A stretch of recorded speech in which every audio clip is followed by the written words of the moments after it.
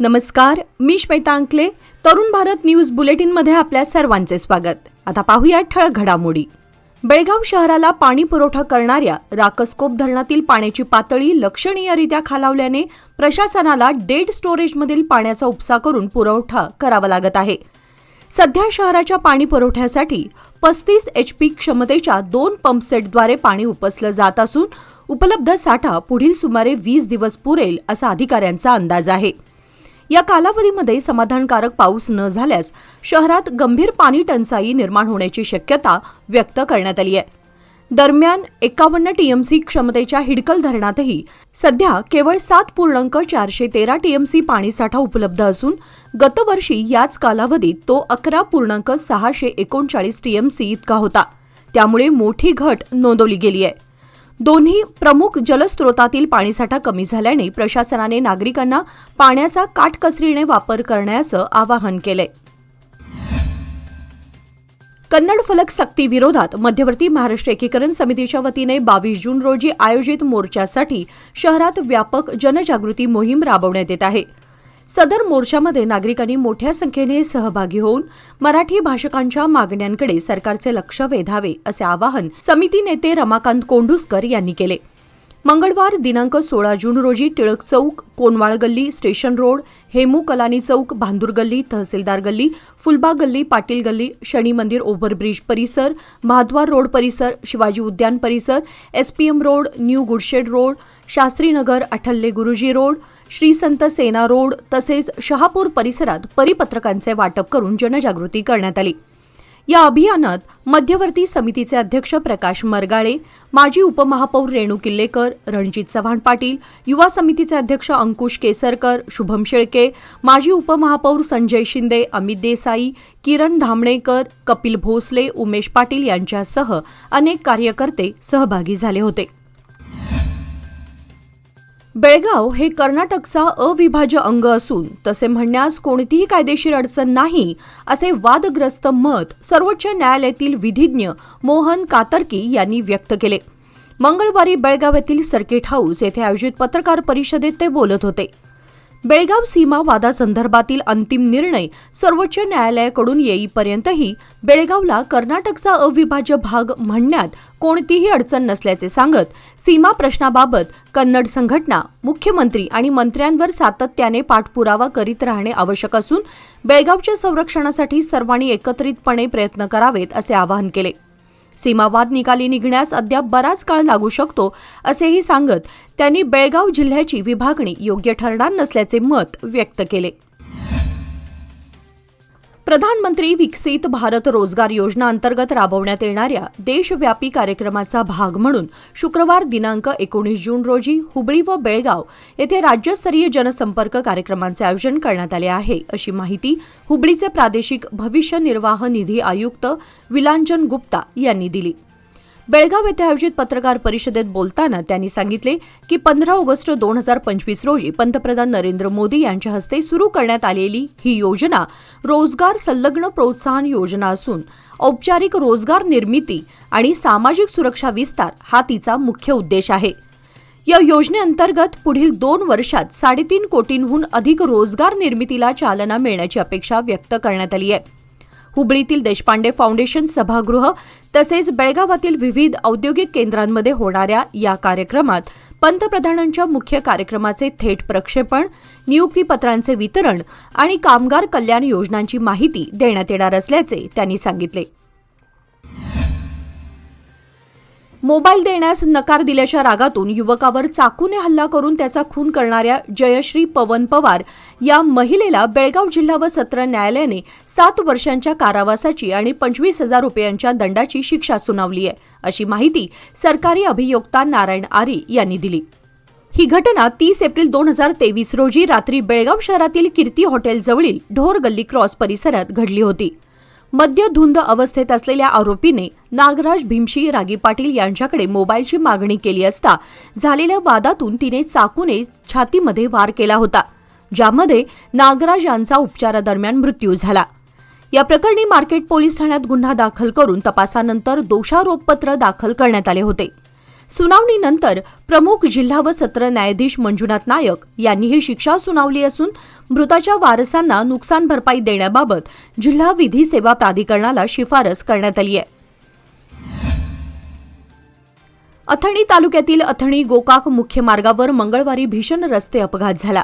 हल्याळ साखर कारखान्याजवळ भरधाव कार चालकाचं नियंत्रण सुटल्याने कार रस्त्यावर पलटी झाली. मिळालेल्या माहितीनुसार संबंधित कार ही विजयपूर येथील व्यक्तीची असून अपघातावेळी कारमध्ये 3 जण प्रवास करत होते. अचानक वाहनावरील नियंत्रण सुटल्यानं कार पलटी होऊन अपघात घडला. अपघाताची माहिती मिळताच परिसरातील नागरिकांनी तात्काळ घटनास्थळी धाव घेत कारमधील तिघांना बाहेर काढलं. जखमींना उपचारासाठी जवळच्या रुग्णालयात दाखल करण्यात आलं असून त्यांची प्रकृती स्थिर असल्याचं समजतं. ही घटना अथणी पोलीस ठाण्याच्या हद्दीत घडली असून पुढील तपास सुरू आहे. बेळगावात अत्याधुनिक वैद्यकीय सेवांसाठी आता विश्वासाचं नाव विजया दक्षता हॉस्पिटल. 24 तास अतिदक्षता विभाग, जनरल मेडिसिन, सर्जरी, डायलिसिस, प्रसूती सेवा, बालरोग, अस्थिरोग, न्यूरोलॉजी, कॅन्सर सर्जरी आणि अनेक सुपर स्पेशालिटी सुविधा सर्व एकाच ठिकाणी.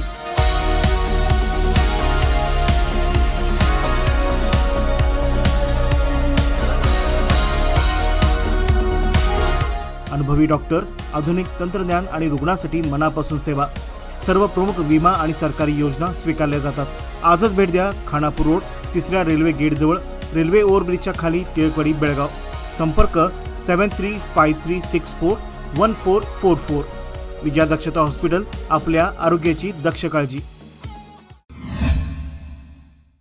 हॉटेल्सना ऑनलाईन रिव्ह्यू दिल्यास प्रत्येक रिव्ह्यू मागे 50 रुपये मिळतील. तसेच घर बसल्या काम करून मोठा आर्थिक लाभ मिळवून देता येईल असे आमिष दाखवून शाहूनगर येथील एका शिक्षिकेची 30,624 रुपयांची ऑनलाईन फसवणूक करण्यात आल्याची घटना उघडकीस आली आहे. या प्रकरणी शहर सीएन पोलीस स्थानकात गुन्हा दाखल करण्यात आला असून पोलीस अधिक तपास करत आहेत. फेसबुकवरील मेगा मार्टच्या जाहिरातीवर क्लिक केल्यानंतर संबंधित शिक्षिकेचा टेलिग्रामद्वारे अज्ञात व्यक्तींशी संपर्क झाला आणि सुरुवातीला विश्वास संपादन करण्यासाठी काही कामानंतर 1,300 रुपये त्यांच्या खात्यात जमा करण्यात आले.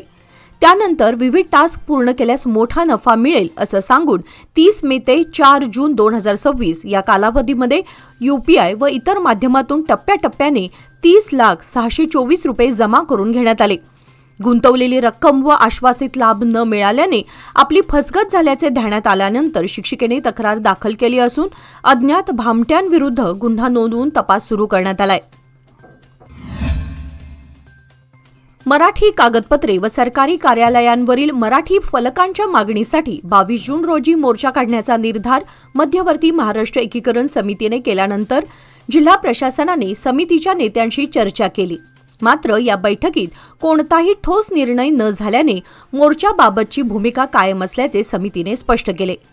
मंगळवारी जिल्हाधिकारी मोहम्मद रोशन, पोलीस आयुक्त भूषण बोरसे आणि उपायुक्त नारायण बर्मणी यांनी समिती नेत्यांशी चर्चा करत मराठी भाषिकांच्या प्रश्नांसाठी समिती स्थापन करण्याची तयारी दर्शवली.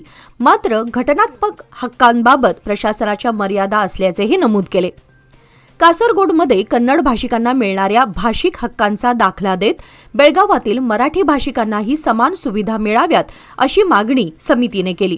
तसेच समितीने सरकारी नियमांनुसार कार्यालयांवरील फलकांवर मराठी भाषेचा समावेश बंधनकारक असल्याचा मुद्दा उपस्थित करत जिल्हाधिकारी कार्यालयापासून अंमलबजावणी करण्याची मागणी केली.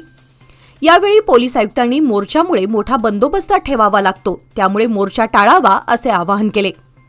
या बैठकीला समितीचे अध्यक्ष प्रकाश मरगाळे, सरचिटणीस मालोजी अष्टेकर यांच्यासह अनेक पदाधिकारी उपस्थित होते. महाराष्ट्र एकीकरण युवा समिती सीमाभागची बैठक संघटनेचे अध्यक्ष शुभम शेळके यांच्या अध्यक्षतेखाली पार पडली. यावेळी कार्याध्यक्ष धनंजय पाटील यांनी 22 जून रोजी मध्यवर्ती महाराष्ट्र एकीकरण समितीतर्फे आयोजित कन्नड सक्तीविरोधी महामोर्चात मराठी भाषिकांनी मोठ्या संख्येने सहभागी होण्याचे तसेच शुभम शेळके यांना देण्यात आलेल्या पोलीस नोटिसांचा निषेध करण्याचे आवाहन केले. सरचिटणीस मनोहर हुंद्रे यांनी कर्नाटक सरकारने मराठी भाषिकांची उपेक्षा करून स्वतःच्या कायद्यांचे उल्लंघन केल्याचा आरोप करत मोर्चाद्वारे सरकारला जाब विचारण्याची गरज व्यक्त केली. अध्यक्षीय भाषणात शुभम शेळके यांनी मराठी भाषेला स्थान देणाऱ्या आस्थापनांनाच प्राधान्य देण्याचे आवाहन करत आगामी मोर्चा यशस्वी करून मराठी एकजूट आणि ताकद प्रशासनाला दाखवून देण्याचे आवाहन केले. यावेळी शिवाजी हवालनाचे, रणजित हवालनाचे, नगरसेवक शिवाजी मंडोळकर, अशोक घगवे, सूरज जाधव, अभिजित मजूकर, निलेश काकतकर, रोहित जाधव यांच्यासह अनेक कार्यकर्ते उपस्थित होते. बेळगाव उत्तरचे आमदार आसिफ सेठ यांनी समर्थनगर परिसराला भेट देऊन सुरू असलेल्या विकास कामांची पाहणी करत विविध पायाभूत सुविधा प्रकल्पांच्या प्रगतीचा आढावा घेतला. यावेळी त्यांनी रहिवाशांशी संवाद साधून त्यांच्या समस्या व मागण्या जाणून घेतल्या. तसेच विकास कामे वेळेत आणि प्रभावीपणे पूर्ण करण्याबाबत सूचना दिल्या. परिसरातील विविध नागरी प्रकल्पांची स्थिती तपासून प्रलंबित प्रश्नांच्या निराकरणासाठी उपाययोजनांवर चर्चा करण्यात आली. मूलभूत सुविधा आणि पायाभूत विकासासाठी आपली बांधिलकी कायम असल्याचे सांगत विकास कामांच्या गुणवत्तापूर्ण अंमलबजावणीसाठी सातत्यपूर्ण देखरेखीचे महत्त्व त्यांनी अधोरेखित केले. या पाहणी दौऱ्यात महानगरपालिका अधिकारी लक्ष्मी निपाणीकर व अंकित राजेंद्र, पोलीस अधिकारी, नगरसेवक तसेच स्थानिक पदाधिकारी उपस्थित होते. केंद्रीय पोलाद व अवजड उद्योग राज्यमंत्री भूपती राजू श्रीनिवास वर्मा यांच्या बेळगाव दौऱ्यादरम्यान विविध सामाजिक उपक्रमांचे आयोजन करण्यात आले. खासदार जगदीश शेट्टर यांच्या उपस्थितीत पार पडलेल्या या कार्यक्रमात स्वच्छता आणि पर्यावरण संवर्धनाचा प्रभावी संदेश देण्यात आला.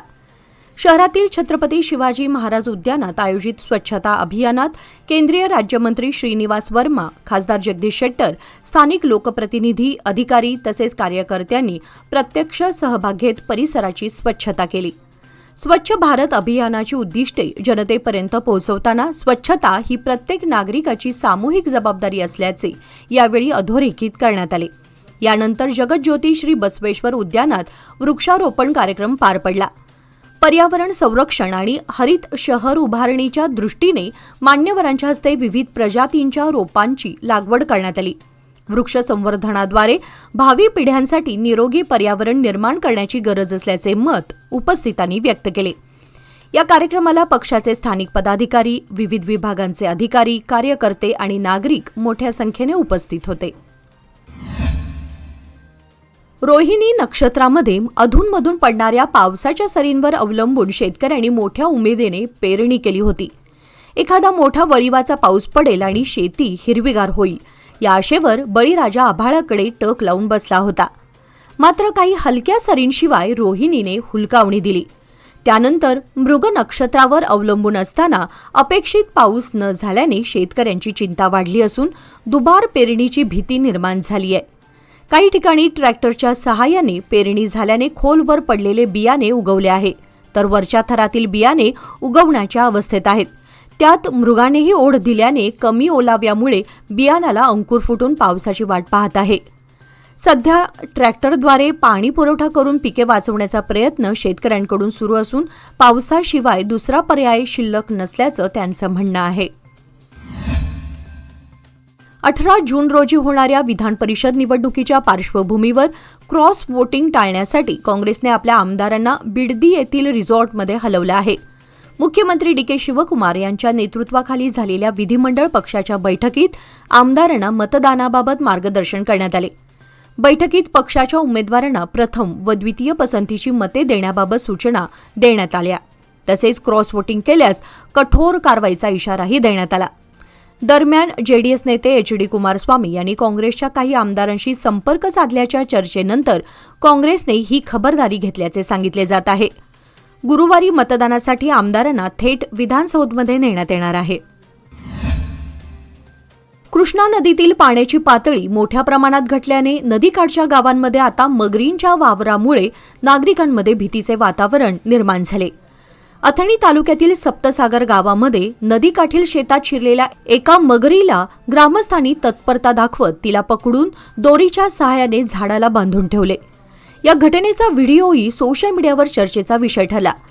अधिक माहितीनुसार उन्हाच्या तीव्रतेमुळे आणि कृष्णा नदीतील पाणी आटल्याने जलचरांना अडचणींचा सामना करावा लागतोय. नदीतील अधिवास कमी झाल्यामुळे काही मगरी नदी सोडून लगतच्या शेतांमध्ये व वस्तीच्या परिसरात येत असल्याचं दिसून येत आहे. त्यामुळे नदीकाठच्या गावांमध्ये नागरिकांमध्ये चिंतेचे वातावरण निर्माण झाले आहे. दरम्यान वन विभागाच्या कर्मचाऱ्यांनी मगरीला ताब्यात घेऊन सुरक्षित ठिकाणी स्थलांतरित केले. या घटनेनंतर नागरिकांनी नदीकाठच्या भागात सावधगिरी बाळगण्याचं आवाहन प्रशासनानं केलंय. लोकमान्यच्या मुदत ठेव योजना म्हणजेच सुयोग्य कालावधी सर्वोत्तम व्याजदर. आता तुमच्या गुंतवणुकीवर मिळवा 10.10% परतावा. अधिक माहितीसाठी आजच संपर्क करा 1800212405. लोकमान्य, प्रत्येक पावलावर तुमच्या सोबत. योजना फक्त सभासदांकरिता. नियम व अटी लागू. खासदार जगदीश शेट्टर यांनी इंडिगो विमान कंपनीकडे बेळगाव बेंगळूर विमानसेवेचे पूर्वीचे वेळापत्रक पुन्हा सुरू करण्याची मागणी केली आहे. या संदर्भात त्यांनी कंपनीच्या अधिकाऱ्यांना पत्र पाठवून अलीकडील वेळापत्रक बदलामुळे प्रवाशांना होत असलेल्या गैरसोयींकडे लक्ष वेधले आहे. पूर्वी या मार्गावर दररोज सकाळी आणि संध्याकाळी अशा 2 विमानसेवा उपलब्ध होत्या. मात्र नव्या वेळापत्रकानुसार आठवड्यात 4 दिवस सकाळची तर 3 दिवस सायंकाळची सेवा उपलब्ध असल्याने प्रवाशांच्या प्रवास नियोजनावर परिणाम होतोय. त्यामुळे प्रवाशांची गैरसोय दूर करण्यासाठी पूर्वीप्रमाणे सकाळ व सायंकाळ दोन्ही वेळच्या सेवा पुन्हा सुरू कराव्यात अशी मागणी शेट्टर यांनी इंडिगो व्यवस्थापनाकडे केली आहे. बेळगाव शहरातील गजबजलेल्या गणपत गल्लीमध्ये चुकीच्या दिशेने वाहनांची ये-जा मोठ्या प्रमाणात सुरू असल्याने वाहतूक कोंडीची समस्या गंभीर बनली आहे. याशिवाय रस्त्याच्या सुमारे 40% भागावर फळ विक्रेत्यांनी अतिक्रमण केल्याने वाहन चालक आणि पादचाऱ्यांना मोठा त्रास सहन करावा लागतोय. नागरिकांच्या म्हणण्यानुसार या ठिकाणी वाहतूक नियंत्रणासाठी एकही वाहतूक पोलीस कर्मचारी नियुक्त नसतो. दुसरीकडे हेल्मेट न घालणाऱ्या वाहन चालकांवर कारवाई करण्यासाठी मात्र विविध ठिकाणी पथके कार्यरत असल्याचं दिसून येतं. त्यामुळे वाहतूक व्यवस्थेतील या गंभीर समस्येकडे प्रशासन दुर्लक्ष करत असल्याचा आरोप नागरिकांनी करत तातडीने उपाययोजना करण्याची मागणी केली आहे. जायंट्स मेन बेळगाव व जायंट्स सखी बेळगाव यांच्या संयुक्त विद्यमाने नाना चुडासमा यांच्या जयंतीनिमित्त केएलई डॉक्टर प्रभाकर कोरे रक्तपेढी येथे रक्तदान शिबिराचे आयोजन करण्यात आले. सामाजिक बांधिलकी जपत राबवण्यात आलेल्या या उपक्रमाला उत्स्फूर्त प्रतिसाद देत 15 रक्तदात्यांनी रक्तदान करून मानव सेवेचा आदर्श घालून दिला. कार्यक्रमाच्या प्रारंभी नाना चुडासमा यांच्या प्रतिमेस पुष्पहार अर्पण करून अभिवादन करण्यात आले. यावेळी लक्ष्मण शिंदे यांनी रक्तदानाचे महत्त्व स्पष्ट करत रक्तदान हे सर्वश्रेष्ठ दान असून प्रत्येक निरोगी व्यक्तीने नियमित रक्तदानासाठी पुढाकार घ्यावा असे आवाहन केले. केएलई रक्तपेढीचे प्रमुख श्रीकांत विर्गी यांनी रक्तातील हिमोग्लोबिन वाढवण्यासाठी संतुलित आहार व आरोग्यदायी सवयींबाबत मार्गदर्शन केले.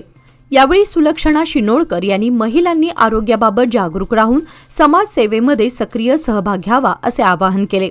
या कार्यक्रमास विभागीय संचालक संजय पाटील, फेडरेशन संचालक सुनील मुतकेकर, अशोक हलगेकर तसेच माजी अध्यक्ष मदन बामणे यांच्यासह मान्यवर उपस्थित होते. विजयपूर शहरात पावसाचे पाणी सुरळीत वाहून जाण्यासाठी किल्ल्यालगतच्या खंदकातील तसेच राज कालव्यातील गाळ व माती तातडीने काढण्याचे निर्देश विजयपूर शहराचे महापौर MS करडी यांनी अधिकाऱ्यांना दिले.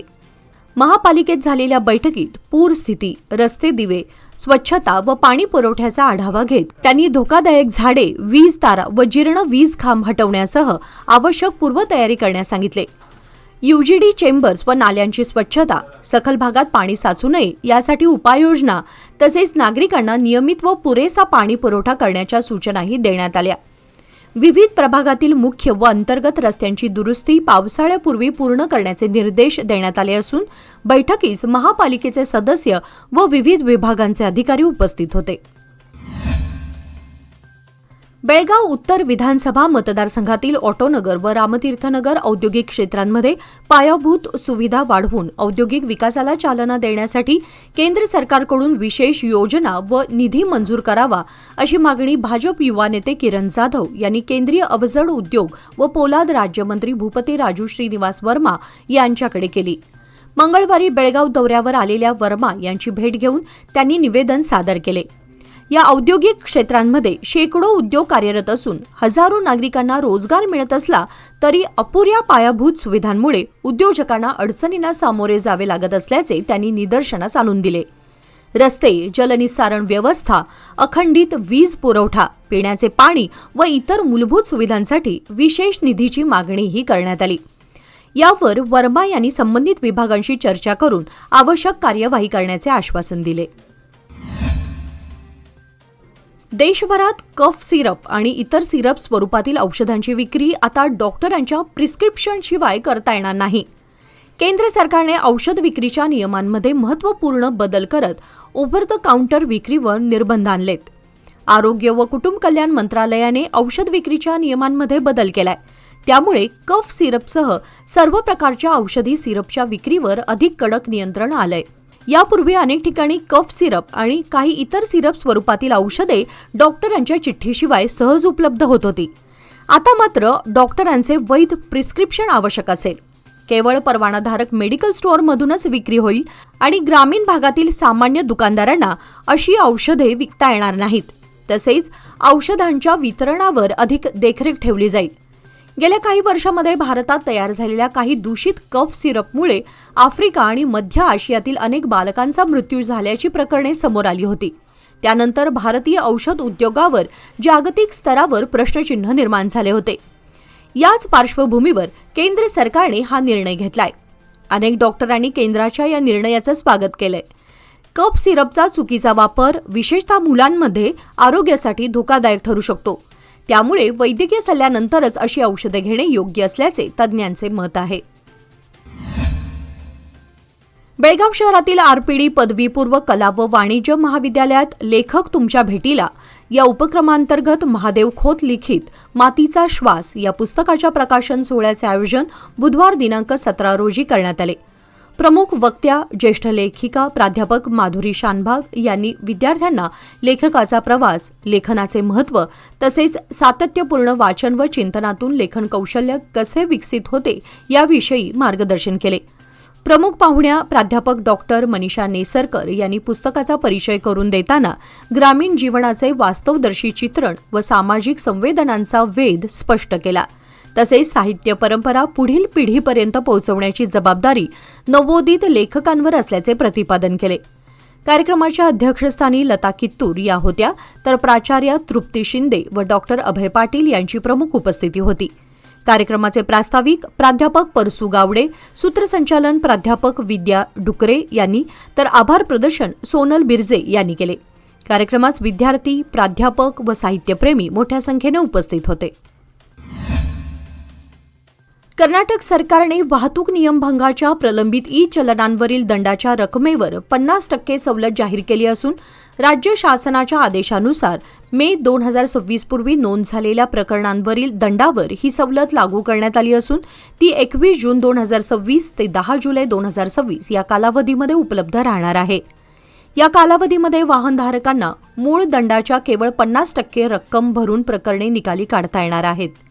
दंड भरण्यासाठी जवळचे वाहतूक पोलीस ठाणे, पोलीस आयुक्त कार्यालय, बेळगाव, अशोकनगर आणि रिसालदर गल्ली येथील कर्नाटक वन, बेळगाव वन केंद्रे, ई-चलन मशीन असलेले ASI व त्यावरील अधिकारी आदी ठिकाणी व सेवा केंद्रांवर सुविधा उपलब्ध करून देण्यात आली आहे.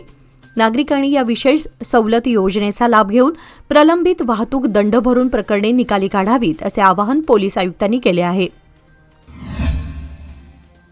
सीमा प्रश्नाकडे केंद्र सरकारचे लक्ष वेधण्यासाठी मध्यवर्ती महाराष्ट्र एकीकरण समितीने आक्रमक भूमिका घेतली आहे. कोल्हापूर येथे आयोजित करण्यात येत असलेल्या केंद्रीय गृहमंत्री अमित शहा यांच्या कार्यक्रमादरम्यान त्यांची भेट घेण्याचा प्रयत्न करून त्यांना सीमा प्रश्नाबाबत निवेदन देत केंद्र सरकारने हस्तक्षेप करावा अशी मागणी करण्यात येणार आहे. भेटीसाठी वेळ न मिळाल्यास किंवा मागण्यांकडे दुर्लक्ष झाल्यास सभास्थळी घोषणाबाजी करत आंदोलन छेडण्यात येईल असा इशाराही समितीने दिला आहे.